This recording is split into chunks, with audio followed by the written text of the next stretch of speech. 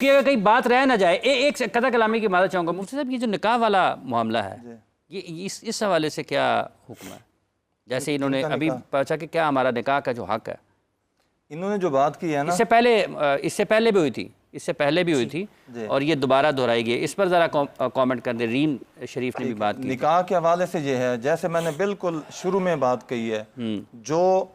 مردوں سے مشابہت رکھتے ہیں وہ مرد ہیں اور وہ عورتوں کے ساتھ نکاح کر سکتے ہیں، جو عورتوں سے مشابہت رکھتے ہیں وہ مردوں سے نکاح کر سکتے ہیں، اور جو دونوں کیٹیگریز میں نہیں آتے پھر وہ ظاہر نکاح کے قابل ہی نہیں ہے، وہ نکاح بھی نہیں کر سکتے ہیں۔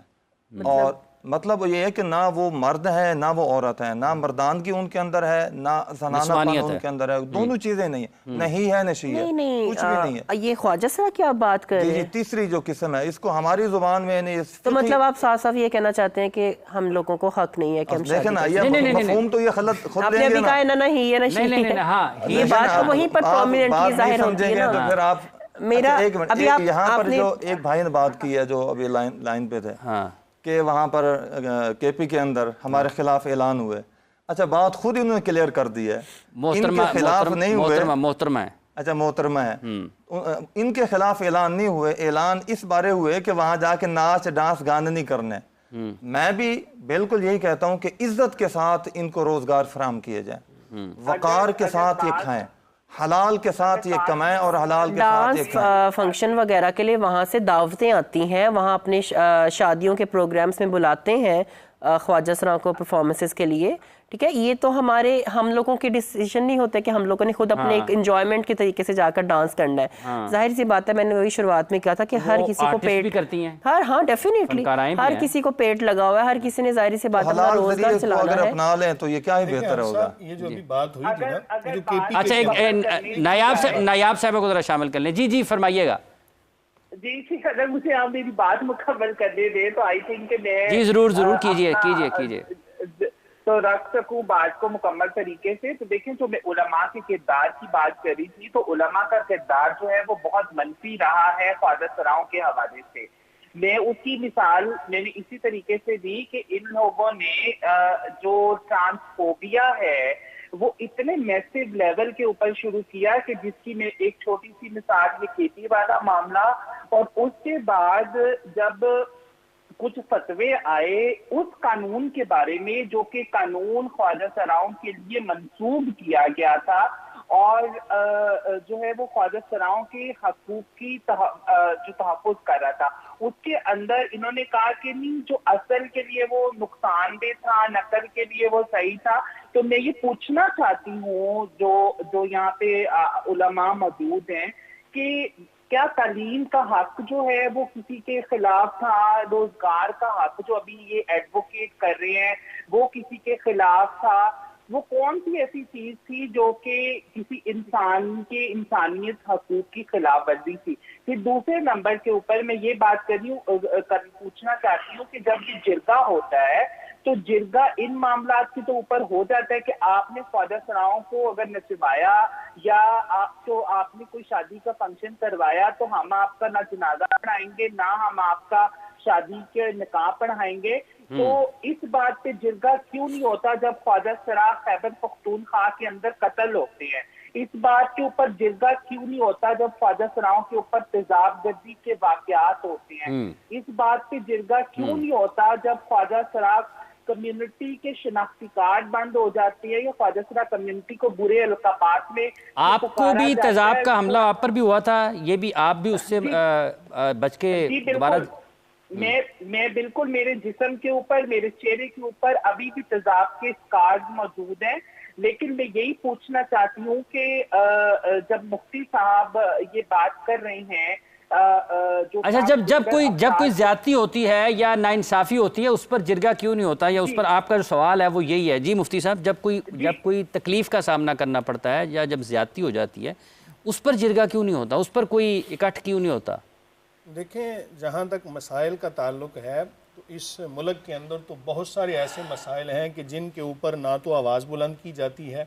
نہ ہی ان کے بارے میں کوئی احتجاج ہوتا ہے۔ میں ذرا اس بات کو کلیئر کر دوں جو انہوں نے ابھی کی کے پی کے اندر جو اعلان ہوا تھا، میں نے وہ اعلان پڑھا بھی تھا، سنا بھی تھا، اس کے بارے میں تحقیق بھی کی کہ اصل وہ وجہ تھی کیا۔ اس جگہ کے رہنے والے علماء کا یہ کہنا تھا کہ جس شادی بیاہ کے اندر کوئی ڈانس وغیرہ کی رسم ہوگی یا کوئی بھی ایسا معاملہ کہ جو شریعت کے منافی ہوگا تو ہم وہاں پر ان کا نکاح نہیں پڑھائیں گے، اور یہ اس وجہ سے نہیں پڑھائیں گے تاکہ یہ جو غیر شرعی معاملات ہیں یہ رک جائیں۔ اب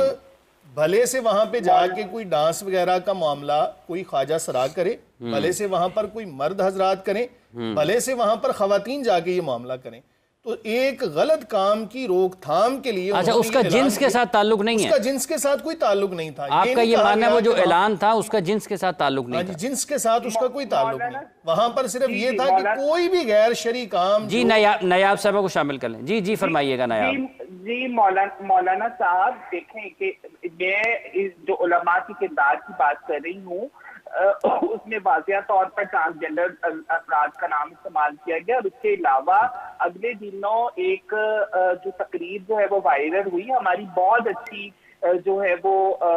فنکارہ ہیں، ہم خواجہ سرا کمیونٹی سے ان کا تعلق ہے، مہک ملک صاحبہ، ٹھیک ہے، ان کے بارے میں مولانا صاحب اپنی تقریر کے اندر ایک استعمال کر رہے ہیں کہ جی آپ نے جب مہک ملک کو آپ بلا کے فنکشن کراتے ہیں تو آپ اس کے اوپر نوٹ نچھاور کر دیتے ہیں، اور جب آپ کسی مولوی کو بلاتے ہیں تو آپ پیسے نہیں دیتے، تو اس طرح کی جو نہیں، کل پرسوں تو گزشتہ دنوں تو ان کو کسی پولیس کے ایک فنکشن میں بھی بلایا ہوا تھا، مہک وہاں پہ بھی تھی میرا خیال ہے۔ تو جو علماء جو ہے نا they are obsessed majority of them with خواجہ سرا کمیونٹی۔ اچھا ناؤ یہ وہ مثالیں ہیں جس کی وجہ سے علماء کا ایسا کردار ہے جس کی وجہ سے ہم بھی بات کرنے سے ڈرتے ہیں۔ پھر آپ کو میں بتاتی چلوں کہ جو یہ ابھی ڈر کے بات کر رہے ہیں،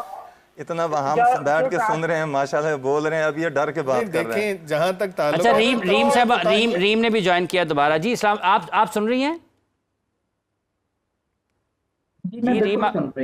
جی اچھا بتائیے گا یہ واقعتاً آپ ان کی دو تین چیزیں آئی ہیں، ان کے جواب لے لیں۔ بالکل ہوں گے، جواب لے لیں، کامنٹ لے لیں۔ آپ بھی یہ چونکہ آپ 3 لوگ ہیں، 2 مفتیان کرام ہیں، آپ کا تو سب کا ہم کوشش کر رہے ہیں ویسے کہ جماعت اسلامی کے جو ذمہ داران ہیں ان سے بھی بات کریں۔ ابھی تک کی جو اطلاعات ہیں وہ کوئی میٹنگ وغیرہ ان کی چل رہی ہے، لیکن کوشش کریں گے کہ چونکہ آپ نے ان کا نام لیا ہے اور ان کی اگر آپ کے حوالے سے کچھ خاص قسم کی حکمت عملی یا پالیسی ہے تو اس کے اوپر بات بھی کی جائے اور ان کا موقف بھی اس پر لیا جائے تاکہ وضاحت آئے اور معاملات آگے بہتر انداز میں بڑھیں۔ ابھی آپ کو لگتا ہے کہ جو KPK کا واقعہ جس کا ذکر کیا جا رہا ہے وہاں پر خالصتاً صرف آپ لوگوں کو نشانہ بنایا گیا یا آپ کا ذکر کیا گیا، جیسا کہ ابھی مفتی صاحب نے کہا کہ ایسا نہیں تھا، وہ جنس سے ہٹ کے ایک ان کا بیان تھا؟ بالکل میں یہ سمجھتی ہوں کہ وہ ہرگز بھی صنف کے تضاد کی بات تھی۔ دیکھیں جنس اور صنف 2 علیحدہ لفظ ہیں، جنسی طور پہ مختلف لوگ اور صنفی طور پہ مختلف لوگ، یہ دونوں ہی طرح کے لوگ جو ہیں وہ شکار رہے ہیں مختلف حلقوں کا، جیسے کہ میں نے پہلے بھی یہ حلقہ لفظ استعمال کیا ہے۔ تو میں یہ سمجھتی ہوں کہ دیکھیں آپ کے مرد اور آپ کے خواتین جب مہندیوں پہ سیلیبریٹ کرتے ہیں اور رقص کرتے ہیں اور ڈانس کرتے ہیں تب تو آپ ایسے نوٹسز نہیں دیتے، تب تو آپ کو خیال نہیں آتا کہ ملک کے اندر جو ہے وہ ہم نے فحاشی روکنی ہے۔ ہمارے بیچارے خواجہ سرا اپنے پیٹ کو پالنے کے لیے جو ہے وہاں جا کے کھڑے ہوتے ہیں، آپ فٹافٹ جو ہے وہ یہ کہہ دیتے ہیں کہ خواجہ سرا لوگوں کو ٹارگٹ کیوں ہم مارجنلائز ہیں، اس لیے کیوں ہمارے پیچھے جو ہے وہ آج سے پہلے حکومت نہیں کھڑی تھی تو اس لیے کیوں ہمارے پاس جو ہے وہ کیا ماں باپ کا ساتھ نہیں ہے تو اس لیے ہم آسان ٹارگٹ آپ کو نظر آتے ہیں۔ میں بالکل سمجھتی ہوں کہ جنس کی بنیاد کے اوپر یہ تضادی نوٹس صرف اس ایک نوٹس نہیں ہے، there are plenty of the things جو ہم آپ کو اس پہ انگلیوں پہ گنوا سکتے ہیں جو انہوں نے۔ ٹھیک ہے، آگے بڑھتے ہیں۔ جو آپ نے گھر والوں کی بات کی یہ بھی ایک اہم مسئلہ ہے،